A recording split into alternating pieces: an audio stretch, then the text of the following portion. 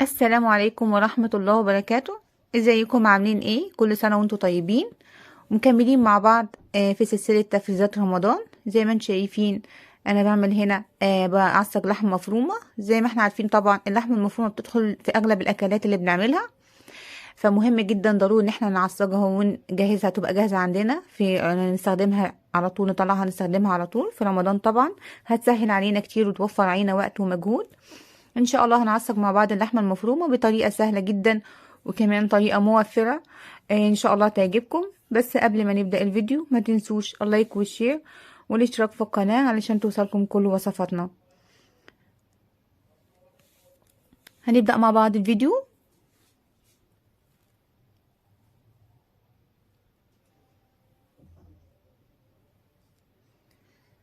زي ما انتم شايفين معايا هنا المكونات. معايا هنا كيلو لحم مفروم زي ما انتم شايفين، وكمان كيلو بصل طبعا قطعته ناعم جدا. وهبدأ دلوقتي طاسة على البوتاجاز هنزل فيها بمعلقة سمنة او زيت المتوفر عندي. طبعا مش هننزل بسمنة كتير على اساس ان احنا اللحمة اصلا بيبقى فيها دهن، فاحنا مش هنزود نسبة الدهن فيها. اول ما تسخن معايا هنزل باللحمة طبعا، وهبدأ اشوحها بالشكل ده زي ما انتم شايفين. مهم جدا ان احنا نفككها من بعض بالشكل ده، وهقلبها لحد ما تبدأ تاخد معايا لون، او لونها يتحول لون بني طبعا.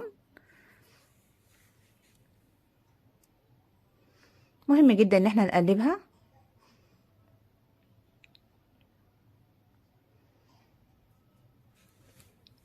زي ما انتم شايفين هي كده اخدت اللون المطلوب. وطبعا مهم ان انا اضغط عليها وافككها من بعضها بالشكل ده عشان ما تبقاش عامله كتل مع بعضها. شايفين مفرده من بعضها خالص جدا. ودلوقتي هبدا انزل عليها بالبصل. طبعا كيلو لحمه مفرومه ضفت لها كيلو بصل. البصل بيديها طعم حلو جدا، وكمان بيزود الكميه معايا، يعني وصفه موفره جدا. وهقلب بالشكل ده. طبعا البصل باين قوي علشان لسه طبعا ما تبلش معانا، ولا اول ما يبدا يصفر كده ويدبل طبعا هيقل جدا. هبدا اضيف التوابل. معايا هنا طبعا توابل في توابل لحمه، وكمان معايا حبهان بودر، ومعايا 7 بهارات. كمان معايا فلفل اسود مهم جدا، ونص معلقه صغيره قرفه. القرفه كمان بتدي نكهه حلوه قوي، وبتشيل اي طعم زفاره من اللحمه المفرومه. وهستمر في تقليبها بالشكل ده.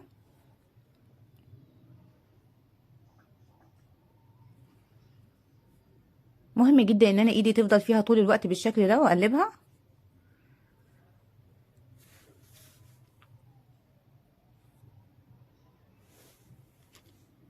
طبعا البصل زي ما انتم شايفين ظاهر فيها دلوقتي. لما اللحمه تستوي مش هيبقى له اي اثر فيها، وكمان بيديها طعم حلو جدا وطعم مسكر، وبيزود الكميه معانا.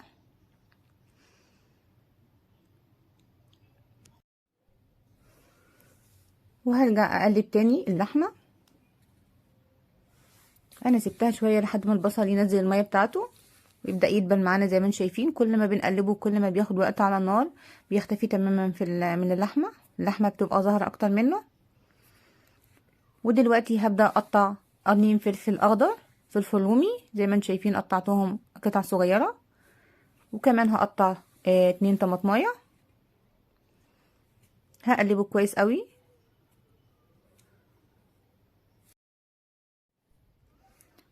هبدا اضيف الطماطم وهقلب كويس قوي زي ما انتم شايفين، وهسيبها مع بعضها شويه تستوي. وهضيف كمان معلقه صلصه او معلقتين كبار صلصه، بتدي لون حلو جدا للحمه. وطبعا مهم جدا ان احنا نضيف بابريكا كمان. البابريكا مع اللحمه بتبقى حلوه جدا.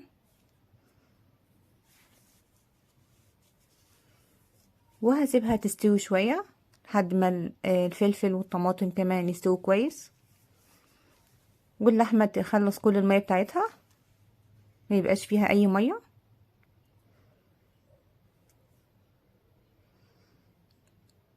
بس طبعا مهم ان احنا ما ننساهاش ونقلبها على طول.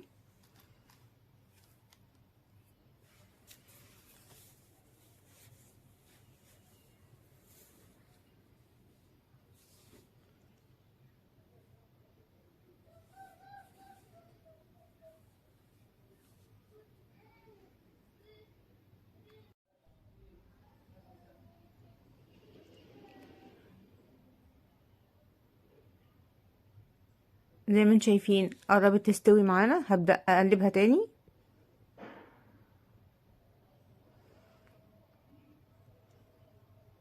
شايفين قربت تستوي فعلا، مبقاش فيها ميه.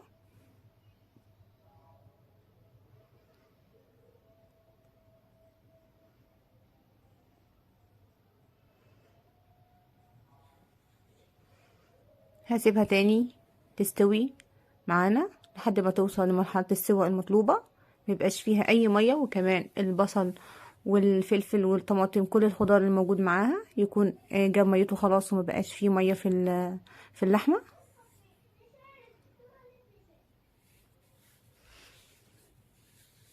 وهرجع اقلبها تاني. زي ما قلنا مهم ان احنا نقلبها باستمرار، يعني ما ننساهاش.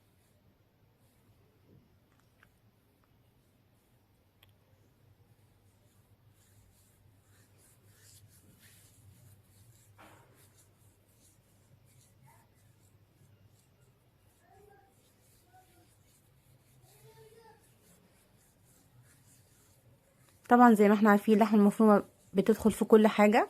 اللحمة المعصجة هبدأ اضيف لها الملح طبعا. نعمل بيها المكرونة البشاميل، سباكيتي، ال النجريسكو، بنعمل بيها رقاق باللحمة المفرومة، جلاش باللحمة المفرومة، كل الحاجات اللي احنا بنحبها.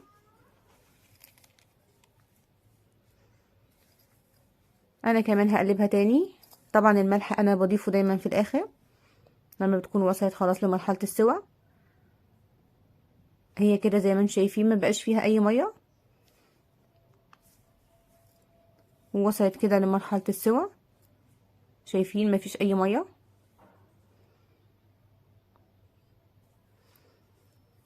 هقلبها تقليبة اخيرة. وهي خلاص كده استوت. هطفي عليها النار وهبدأ افضيها في الاكياس زي ما انتم شايفين.